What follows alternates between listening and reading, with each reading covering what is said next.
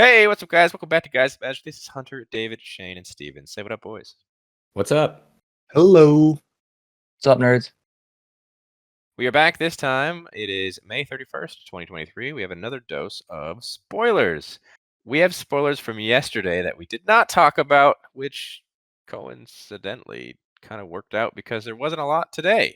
So we're going to get started with Bilbo Birthday Celebrant. It is a white, black, and green for a 2/3 legendary creature halfling rogue. It says if you would gain life, you gain that much life plus 1 instead. And it has an ability where you can pay 2, a white, black, and green. Tap it, exile Bilbo Birthday Celebrant. Search your library for any number of creature cards, put them onto the battlefield, then shuffle. Activate only if you have 111 or more life. It's a great card, dude. Happy birthday. Happy birthday. It's his 111th birthday for Bilbo. I know, and look, everybody gets invited. Yeah, but he has to go away. I mean, this is like very on theme. Oh, it very much is on theme. What do we Even think of the little card? splash of black. I think this card is Fantastic. We're gonna be Go all on, over the Shane. place with this one. I'm just kidding. I've no. This card is ridiculous. What do you mean? Card's great, dude. Why are we all over the place? Do What do it you for the mean? meme, right, Steven? Yeah, it's the meme. That's it. I mean, is that why I love this card? It's missing two Yes. colors. Yes. If you don't have this card for the meme, you're trolling me. It's a great card. It's a fun card. It's found only in collector and set boosters. It's a commander only card. It's pretty cool. This is really good for the color format to gain life. I mean, come on. Like, this is great. I actually think this card, like, if you manage to somehow pull this thing off, you probably won the game. With 111 life, you're not winning already? I mean, 111 life doesn't mean anything. All the creatures that you just tutored and put directly into the battlefield, though, like, that's probably going to create a lock or just combo off and win the game with that. 111 life is nothing. Like, you can still die very easily from that. Yeah, you could also just die from 10 infect. See? It's also true. I don't know. I think it's hilarious. You have to have 111 or more to activate that. So I think you're winning already with 111 life. I think my favorite part about this card, if I'm honest with you, is if I see this at the table, I'm like, okay, this guy's going to be really annoying. Yeah. Expect the life gain. You're going to have every life gain card in the deck. Let's move on to Frodo, Determined Hero. It is 1 and a white for a 2/2 legendary creature, halfling warrior. It says whenever Frodo, Determined Hero, enters the battlefield or attacks, you may attach target equipment you control with mana value 2 or 3 to Frodo. As long as it's your turn, prevent all damage that would be dealt to Frodo. It's pretty good equipment, Commander. I like this Nah, one. he's mono white, dude. I mean, most equipment are just colorless. Yeah, but I want it to be not mono white. I actually do like this card. Like, he gets like the free equip. He's got the pseudo indestructible thing going for him, and he's pretty easy to get into play. He's only 2 mana, so I think it is really interesting though that you cannot equip the mana value of 1 for whatever reason. So I don't know. Maybe Sting is going to come in as like a 2 or 3 mana. Probably. Yeah, so I mean, this card's pretty cool. I mean, yeah, it does something. Moving on to Gandalf, White Rider. It is 3 and a white for a 3/3 legendary creature avatar wizard. As Vigilance, it says whenever you cast a spell, creatures you control get +1/+0 until end of turn, scry 1. And when Gandalf, White Rider dies, you may put it into its owner's library, 5th from the top. 5th from the top, David. Does that have any significance here? I know Flavor that he disappears for a certain number of days. I'm assuming 5 it's days. 5. Like this is them. I'm assuming. No, this is in Gondor. I don't know. I don't fucking remember. As far as like the card itself goes, though, it's like 5 days. Like you're never seeing this card again. Yeah, You're never going to see this card again? 5 days. You'll never draw. Like Gandalf is just pieced out and he's gone, man. You're like 5 cards deep. That is a lot of cards, man. Even like whenever we have cards that like tuck themselves for like 3, I look at those and I'm like, ooh, that's a real steep cost. But like 5, man, nah. So this is kind of a detriment then, because you almost want him to die, because now you're like, okay, I know I'm gonna draw on 5 cards. Well, like I True, mean, you but if still someone get back. shuffles your library, That's true, I guess. Or you I can want to shuffle ask them, I want to ask the viewers at home. Do you like it when we talk about bad cards this long? I don't Dude, think this this card is is not- bad. Yeah, it's because like prowess and you get the scries is cool, dude. And like, Card's it's not not even just prowess. It's like whenever you cast a spell, all the creatures that you control get that +1/+0. So this is Yeah, like a it's like- huge boom. It's like a big anthem effect, dude. Garbage. you're wrong, Steven. You're, That's you're fine. so wrong here. I don't Cast think you're like right two on or this one, three dude. things.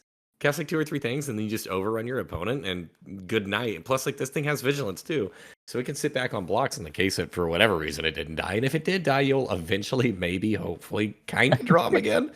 I think this is a hunter card, dude, in his little token strategy. Hunter's I never like- playing this card. I like this card.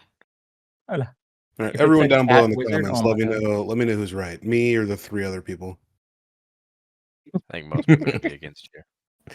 Moving on to Gollum, Scheming Guide. It is 1 and a black for a 2/1 legendary creature, Halfling Horror. It says whenever it attacks, look at the top 2 cards of your library, put them back in any order, then choose land or non-land. An opponent guesses whether the top card of your library is the chosen kind. Reveal that card. If they guessed right, remove Gollum from combat. Otherwise, you draw a card, and Gollum can't be blocked this turn. That's fun. But I it's love this weird, card, dude. You know, you love this card, dude. I'm in love. It's just random, dude. No, it's Not not. random. What do you mean? You know what's on top. Yeah, but it's random. Like this won't always do what you want it to do. This is called bluffing. It's my chance. It's called chance, dude.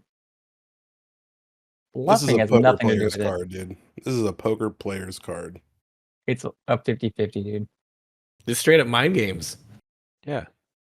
You try to get your opponent to guess the wrong answer, dude. I guess. Also, like worst case scenario here, this thing is at least being able to like dig the top 2 cards of your library, and you can put it back in any order. So like, if you did happen to have a card that you just don't want to draw, well, it fixes it for you, and you just don't draw it. Yet. I guess yet, yeah. Yeah, so you're still gonna You have to draw it. You're still gonna draw it in either 1 turn or 2. I mean, my favorite part about this card is that no matter what, this card isn't really dying. What do you mean? No matter what, it's not dying. If they guess right, you remove this from combat. Otherwise, you draw a card and then it can't be blocked this turn.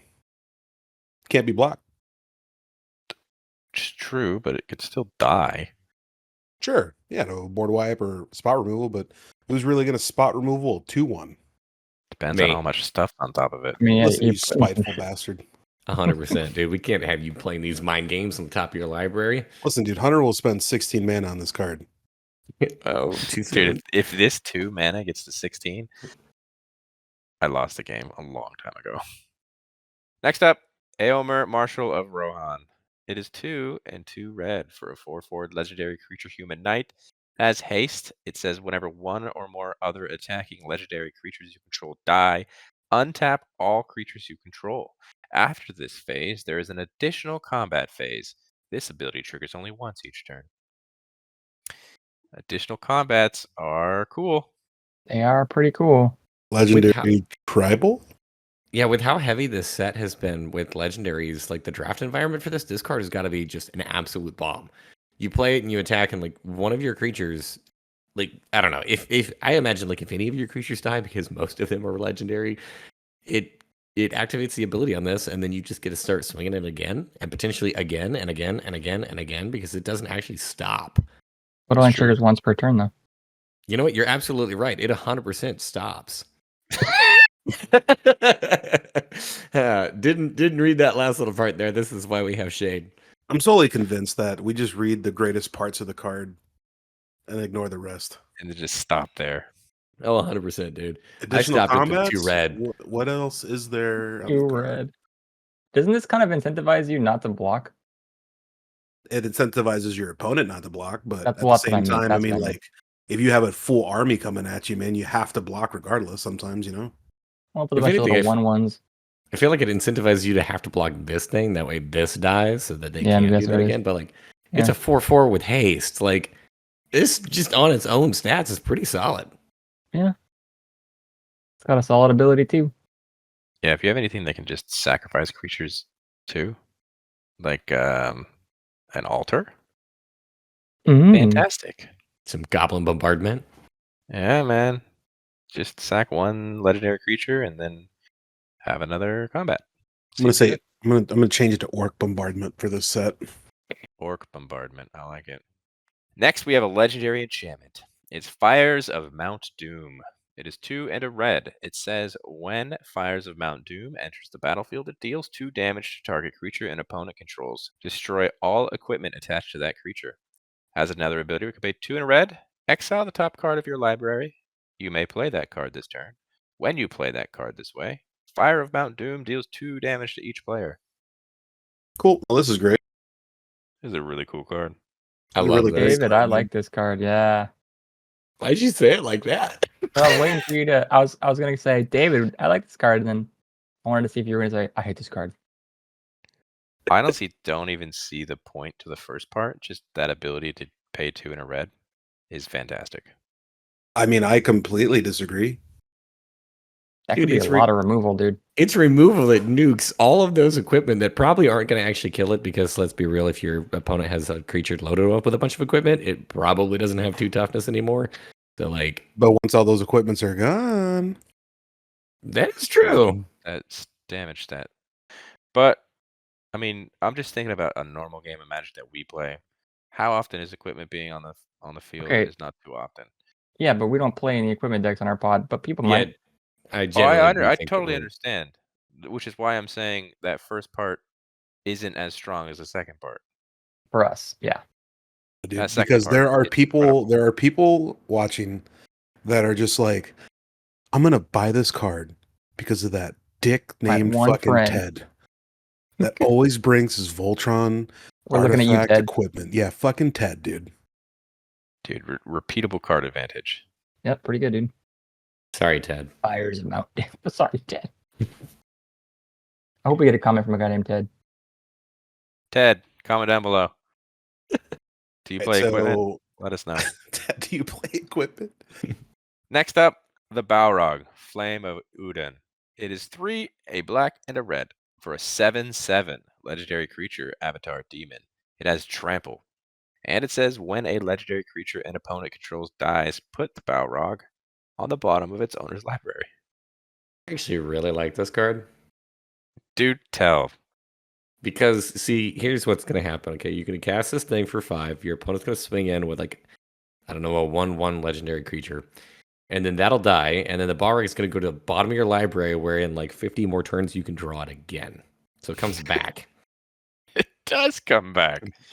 It goes to the bottom of the pit. Get it? Yeah, but then, like, it comes back. So that way, You're trying too Yeah. hard, dude. You're trying way too hard. there is, like, a really weird, convoluted way to make sure that I don't ever, like, mill myself to death with this, right? I play the Balrog, it goes to the bottom. I, for whatever reason, don't have a deck, so this is my only card in the library. I draw it Shut again and then up. kill it, and then, like, boom, dude, I'm mill proof. I mean, you're not meal proof because an opponent's creature has to die. Well, yeah, just let me live in the world I want to live in. All right, shout out to the guy at Reddit for my favorite comment I read on this card. This card is a flaming turd. There's a combo out there somewhere for this turd. It's a dumpster fire. See, there's a combo out there somewhere for this turd. We're not here to find it. Let's move on. Next up, Witch King, Bringer of Ruin, is 4 and 2 black for a 5/3 legendary creature, Wraith Noble. It's got flying. It says whenever it attacks, defending players sacrifices a creature with the least power among creatures they control. David, what do we think about this one? This Actually, seems I love like this you. card. Yeah, this seems like you. So there are some people out there who are not very nice and not very pleasant to play Magic with, and I'm most certainly falling into that category. Where I'm going to play this and I'm going to attack that one person who only has, like, just their commander. Put your hand up, Hunter. Creature. I not even kidding. I have my hand up I know. before you said it. like, I don't know, that poor player playing Voltron or something. Like, Witch King's going at you, and then whenever you cast your commander, it's going back at you. It's just only going at you. It's This is a fun it's card, just dude. only going at one player. Sorry about it. Witch King, Bringer of Ruin is ruining your time. I mean, like, look, if somebody's playing a token deck, I'm gonna look at it and be like, ah, man, that sucks. But like, I'm never swinging at that guy. I mean, to be fair, talking about the actual card now. I do like this card. I just prefer the Witch King we spoke about yesterday, the Witch King of Angmar. I think that one is far superior. It's a good card. Yeah. But hey, Yeah, if you want to be a dick, swing at the one guy that's not really doing anything with one creature. I like That's it. David. Hi. Moving on to Rivendell. It is a legendary land. As it enters the battlefield tapped, unless you control a legendary creature. You can tap it to add a blue. And it has another ability. You can pay 1 and a blue, tap it, scry 2, activate only if you control a legendary creature. kind of like this. A good way to Blue. scry. Yeah, We've seen the other 2 colors. They were okay. they're okay. Yeah, this one's I think just okay again. I really love Right. these cards, man. I mean, you didn't like the other one, but didn't you not like what was it The black the one? black one you didn't like? Yeah, The XX black. Make a mass orc. a mass. No, I was very high on that card. Oh, now I got to go back. Great. The white one was card draw too, which is cool. Yeah, the white one's fantastic. Yeah, like I said, I've loved every one of these cards. I think my I'm favorite also part pretty about high this here. is, this slots right into like Elminster. I think Elminster would be really fun with this. Activate. Scry Yeah, thump. scry. It can go into Kinesos. Also scry. I think Yeah. this honestly probably goes in just like blue deck. Yeah. Blue deck. Go into This it. goes Blue into deck insert blue .exe. deck here. Scrying is good. Using Yes. 3 of your mana sources to scry 2. Is that good? Yeah. Hmm. Like And you got it's nothing a else to land do. whenever you don't need to scry, whenever you need the mana, and whenever you have mana held up that I don't know, maybe you were saving a counter spell for something and there was just not a target for it, boom, scry. Yep. Let's be honest. This is going in a blue deck. Dramatic Reversal, Isochron Scepter. You have unlimited mana anyways, Well, let's talk about the red one. See if that one's good too. This is Mines of Moria. It's a legendary land, enters the battlefield tapped, unless you control a legendary creature. You can tap to add a red, or you can pay 3 and a red, tap it, exile 3 cards from your graveyard, and then create 2 treasure tokens. They had to stop somewhere. It's a bit aggressive. It's kind of like turning your lands into token or into treasures, though. You can. Is it? You're using 5 like- mana sources, Yeah, at the exiling end of the 3 turn, cards from your graveyard, and making 2 Hey. treasures. I'm not saying it's great. I'm not saying it's good. I'm not saying it's fair? This is actually Great. fine. Okay. See? Go Go ahead, ahead. David. Look, okay, I get it. Is it as powerful as the one that we just talked about? No, I will say that. However, I don't think that this is actually a bad card. If I'm not playing in like a deck that actually cares about the graveyard, if I'm not playing like Recursion, those are basically just dead cards to me anyways. So same thing. If I have mana sitting around, or if I'm trying to ramp, I can make 2 treasures. That's really good ramp for my following turn. I just don't know where I've You're ever taking a sat turn on. off. Yeah, I don't know where I've sat with 4 mana where I was just I- like, you know what, dude? I want 2 fucking treasures. I mean, in all fairness, I kind of view all of these as like you're not necessarily like really actively involved in the turn, because if you were, you're probably spending all your mana anyways. And yeah, the whole like 5 mana sources type thing to be able to activate this, 4 for the you got to pay for it, and then of course you got to tap this thing down too. But like, I still don't think this effect is bad. I mean, treasure tokens are incredibly powerful. It does give you 2 artifacts in play as well, which sometimes that might matter. You know what? Actually, you swayed my mind. Oh I my saw god. just how important treasure tokens were when you played Rashmi and Ragavan. Okay. Here's the difference, though. You want to put this in a deck where those treasures actually count for something and that you could do something with them. Yeah, I think this one, as of the 4 we've seen so far, this is number 4. Must be a full moon out. Hunter and I are agreeing on something. Also, real quick, I want to just go ahead and go back to your comment about Rashmi and Ragavan before we move on. The number of cards from this set that I would have thrown in that deck is insane. So if anybody who went out there and actually picked that up and built it for the 100 or the 300, the list is honestly at this point completely different. You probably need to go pick up some Lord of the Rings. There's so many good treasure or food tokens in this deck or in this set that like it's crazy. It's true. Let's move on to another artifact. This is Bilbo's Ring. It's 3 generic mana, legendary artifact equipment. says as long as it's your turn, equipped creature has hexproof and can't be blocked. And whenever equipped creature attacks alone, you draw a card and lose 1 life. You can equip a halfling for 1 or just equip for 4. Cards are really good. This is a really good equipment. Yeah, Dildo's ring is pretty good, man. Jesus. David, you're doing the upgrade. This should go in your upgrade deck. You mean to tell me that this? No, not necessarily. I mean, he already draws cards and is kind of pseudo unblockable. It might. What I It will will. say about this card, because I do think it's a good card. Would I put this into any other kind of fucking, commander deck? Probably not. No, you gotta be dealing with halflings, dude. Yes, that's the only. This is the only time I play this card. Is if I have just halflings. There's no way I'm going to That 4 spend is 3 aggressive, mana David. and then pay 4.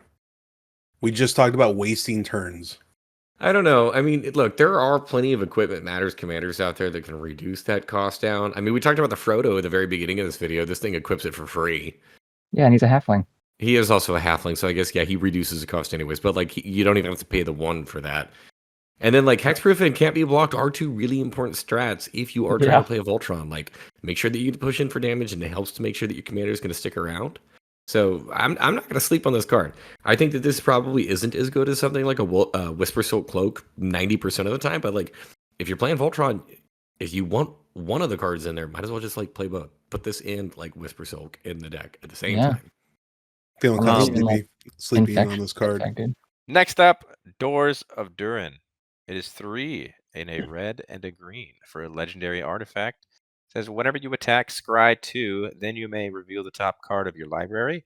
If it's a creature card, put it onto the battlefield tapped and attacking. Until your next turn, it gains trample if you control a dwarf and hexproof if you control an elf.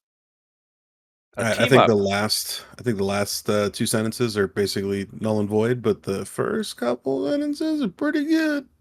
I mean, you could play Shapeshifter Tribal and get trampling hexproof things. Dude, this is one of my favorite Gruul cards I've seen in a long time. This is pretty damn powerful. Yeah, dude. It's like Kalia, right, Shane? Sure. No. There probably won't be as big. This is harder. Attacking. I mean, it's harder to deal with, and like you don't actually have to swing in with this. Plus, this is just like guaranteed going to do it every turn. David, it's whenever you attack, you do swing in. Okay, what I'm talking about though is like it's not attacking with this specific card. This is an artifact, so like I can attack with my 1/1 and be able to proc this. Mm-hmm. I don't have to worry about like. That's why. Never mind. I'm hung up on the Kalia comparison. We're in agreement. This card is really strong. This card's great, dude. I'm honestly thinking about picking this up just for my Atali deck. Do it. All right, so we're all on board that this is a great card. Yes. Yeah. On board, Captain. Moving on to the Fall of Gil-galad. This is 1 and a green for an enchantment saga. Its first lore counter says Scry 2. Second lore counter says put 2 +1/+1 counters on target creature you control. And the third and final lore counter says until end of turn, target creature you control gains when this creature dies, draw 2 cards. Then that creature fights up to 1 other target creature. I actually really love this card. It's pretty interesting. For 2 mana, it's pretty good. I would say it's got great upside for 2 mana. Little cry, some counters, and then you can be like, hey, you're going to be my sack outlet. This is really weird, though. You can make it fight something to die to draw 2 cards. Tell me, David, why it's weird. Because, like, if I'm casting this on turn 2, then I have to have a 1-drop in order to really maximize this. I don't think this is actually a 2-drop. I think this is kind of secretly something that you play on turn, like, 3, 4, 5. I never said anything about a 2-drop. I mean, turn 2. I said 2-drop. No, and I get that. I'm just talking about the card as a whole. Like, this is not this is not a saga that I think I want to just, like, be able to drop as soon as I possibly can. Because, like, there is a strong chance there that I might actually even whiff on the second and third saga, like, little lore counter things, if I don't already have a creature in play. Yeah, because you're kind of telegraphing what you're wanting to do, so yeah, your opponents would be like, let me just get rid of your creatures then. I feel like because of that, I don't know if I'm very high on this card. That's why I kind of didn't say anything right away. I was kind of confused. Or conflicted, conflicted. I'm not. This card's great. This goes into a go wide strategy. Yeah. Tokens. All right, it'll be okay then. Moving on to the final card we are talking about today. This is Forge Anew. It is 2 and a white for an enchantment. It says when it enters the battlefield, return target equipment card from your graveyard to the battlefield. As long as it's your turn, you may activate equipment abilities anytime you can cast an instant. And you may pay 0 rather than pay the equipped cost of the first equipped ability you activate during each of your turns. There you go, dude. Bilbo's ring. Now costs 0. Also, there's probably way bigger things we're caring about than that, but that's really cool. That middle line there, as long as it's your turn, you may activate equipment abilities anytime you could cast an instant. I'm just moving equipment around. That's nuts. Yeah. We're playing hot potato with swords. Yeah, it's pretty It's like, nuts. oh, you didn't block this one? All right, moving it over. The only thing that they did have a safety outlet, though, as long as you could do it, you can do it as long as it's your turn, David. Yeah, you're attacking. That's what I'm imagining. That, and it's also like the first one that you can move is for free. But I mean, there's other ways that you could potentially reduce down the cost of things too. I don't know. I get like cranial plating vibes with this. Whenever like I don't know, you're sitting there and you're playing up against somebody who has that, and they're like, "Oh, you blocked that creature. Well, here I'm gonna instant speed move the equipment over to this other creature, and then you're still gonna take a ton of damage." Yeah, exactly. This is a good card. Good card, good. A lot of people were saying on the subreddit that they didn't know if it has a place because it's an enchantment in equipment matters. What I is thought that was an interesting discussion.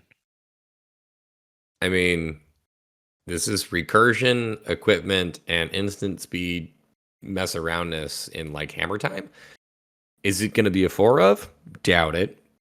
Should it maybe be included as like a 2 of? Maybe a 1 of? I could see that. Definitely a sideboard card. But yeah, this is an incredible enchantment. I think it will see a lot of play and a lot of equipment commander decks, to be honest. Agreed. But that is going to do it for us today. That is all the spoilers from today, May 31st, 2023, Lord of the Rings, Tales of Middle-earth. Comment down below. Let us know what your guys' favorite card of the day was. I'm sure we all have some favorites. Let's start with David. David, what's yours? Oh my goodness, so much pressure. Let's say I'm gonna go with the Balrog. Definitely gotta be my favorite. What a troll. All right, real talk. I gotta go with Witch King, Bringer of Ruin, because it seems like a very me card. And don't play Magic with people like me. I try not to. Oh, you just don't get to, Hunter. Shane, do you have a favorite? I like the Gandalf White Rider, dude. Seems like a good card. It is a good card. Just despite Steven as well. Still waiting on those comments. Steven, what do you like? Doors of Durin? Doors That of is Durin. hands down the best card released ever. Ever. Whoa. Ever, dude. Yep. That is the All of best card Magic. ever released, man. It's gonna cost Second- $80,000, dude. Yeah. Second only to the Balrog. But of course. Honestly, my favorite, I'm going to have to go with Fires of Mount Doom. I think that card advantage where you can just sink mana into it is really good. And you hurt You your have opponents. an unlimited mana capability. You can make an unlimited red, which very well No. could. He's gonna hurt you. He's gonna kill you. Each player. That's Yeah. fine. You guys You go can't go get lower unlimited than then. me. Okay. We all die together. Everyone knows you're going to spend way too much time using your mana to cast your commander. But yep, that's going to do it. If you like this video, hit that like button, subscribe to the channel if you haven't done so already. What are you waiting for? We're doing spoiler season this entire time. Speaking of spoilers, we only talk about the rares and mythics during the videos, but if you want to see every single card, go follow us specifically on our Instagram, where we post every single spoiler. That is in the description down below, along with the Twitter and TikTok links too. Follow us on all of them. And until the next video, hope you guys have a great rest of your day. Peace. Later. Bye. Bye-bye.